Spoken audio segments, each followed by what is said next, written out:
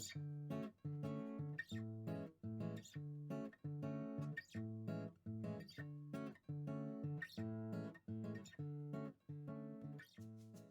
m'appelle Christophe Alliot et je travaille au Basic, une coopérative qui analyse les impacts sociaux et environnementaux de nos modes de production et de consommation.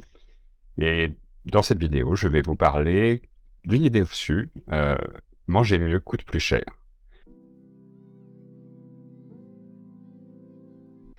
Alors, pour décrypter cette idée reçue, commençons par définir ce que veut dire manger mieux. Pour faire simple, aujourd'hui, on a une offre alimentaire de produits qui n'a jamais été aussi diversifiée, avec une très très grande variété, diversité de produits qui sont accessibles dans beaucoup de magasins de circuits de distribution. Par-delà cette foule de produits, on peut néanmoins distinguer deux grandes catégories. On a tout d'abord un premier groupe majoritaire de produits qui sont standardisés. Ils peuvent être bruts ou transformés dans une grande partie des cas. Ils sont issus d'une production de masse. L'objectif est d'accroître toujours plus les ventes en volume, mais aussi en valeur, pour générer du profit qui a tendance à être capté par certaines entreprises, des supermarchés, des grands supermarchés, quelques grandes marques qu'on connaît au quotidien, quelques grands intermédiaires. Ils obéissent, ces produits, à une logique de réduction des coûts tout au long de la chaîne, depuis le produit qu'on achète, en remontant jusqu'aux agriculteurs. Ces produits, notamment les plus transformés, comme les plats surgelés, les chips, les pizzas, les sodas, sont souvent associés à ce qu'on appelle la malbouffe. Et on va voir pourquoi. D'un autre côté, on a une autre grande catégorie de produits qui sont ceux qui, on va dire, sont construits et fabriqués complètement différemment, selon une autre logique qui se distingue très fortement. On dit souvent un autre paradigme.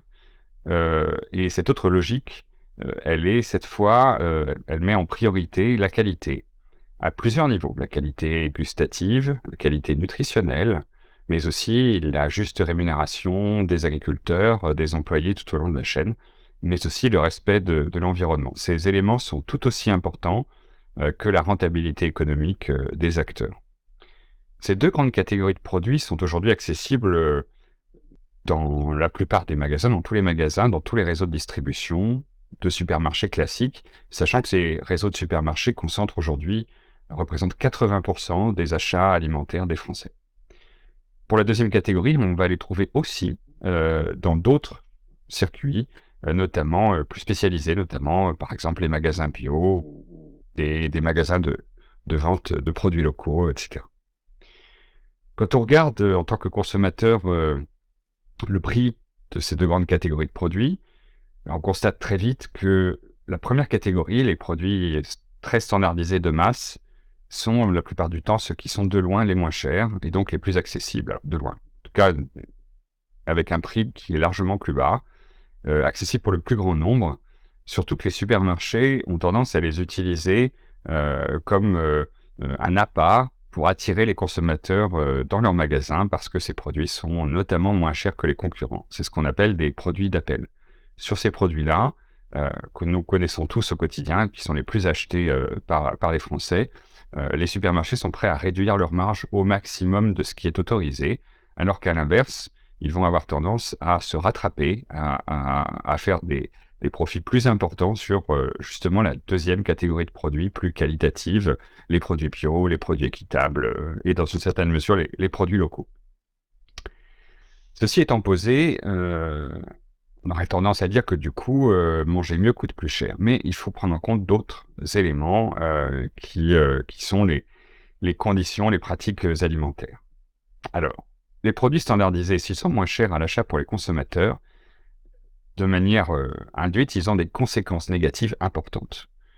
À beaucoup de titres, les gaz à effet de serre, on considère que c'est à peu près un tiers de l'empreinte carbone des Français qui vient de l'alimentation. La pollution de l'eau et des sols, qui est liée à l'utilisation importante de pesticides et d'engrais chimiques pour justement que ces produits soient les moins chers à produire. Des élevages de grande taille, pour les mêmes raisons, une déforestation importée d'Amazonie, importée à travers le soja, qui nous sert à alimenter les animaux d'élevage en France. Et donc, on vient récupérer de très très loin, avec d'importantes conséquences là-bas, mais aussi les questions de santé, d'obésité notamment, et de maladies liées à l'alimentation, qui viennent des grandes quantités de sel, de sucre, de matières grasses qu'on retrouve dans les produits les plus transformés. Et puis, on peut aussi citer les agriculteurs qui n'arrivent pas à vivre de leur travail en raison des prix agricoles qui sont trop faibles.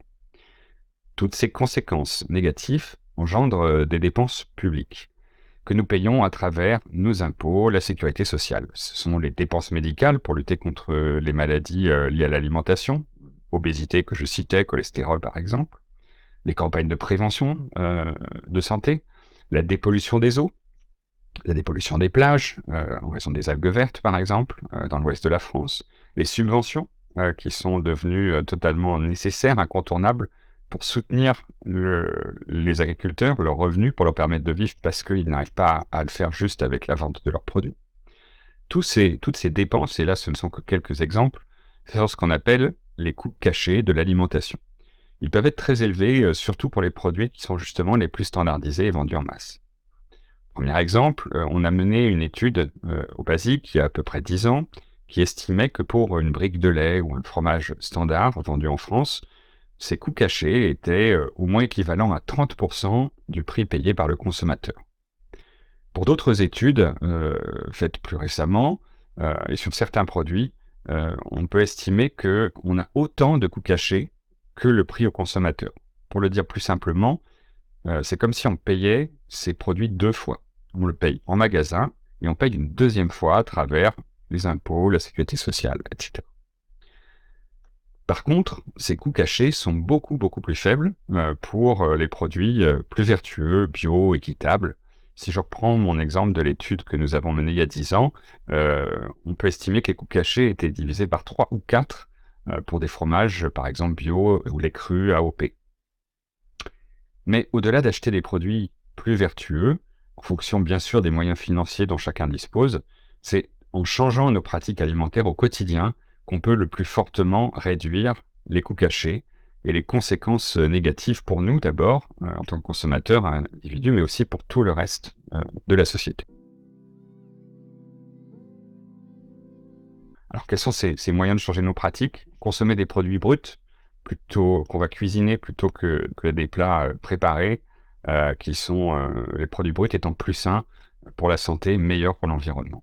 Mais aussi un autre levier important, en consommant moins de viande, moins de produits laitiers, qui d'ailleurs sont des produits qui coûtent relativement cher par rapport aux produits, aux légumes ou aux céréales, ou féculents, en buvant l'eau du robinet plutôt que d'acheter de l'eau en bouteille. Voilà, tout un tas de premiers leviers en luttant contre le gaspillage alimentaire également. Finalement, on peut dire que c'est une question de priorité, d'attention, de temps, et ceci à une échelle bien sûr individuelle, mais aussi et surtout à une échelle collective, tous ensemble, que nous pouvons agir pour manger mieux et donner cette possibilité à tout un chacun. Merci beaucoup.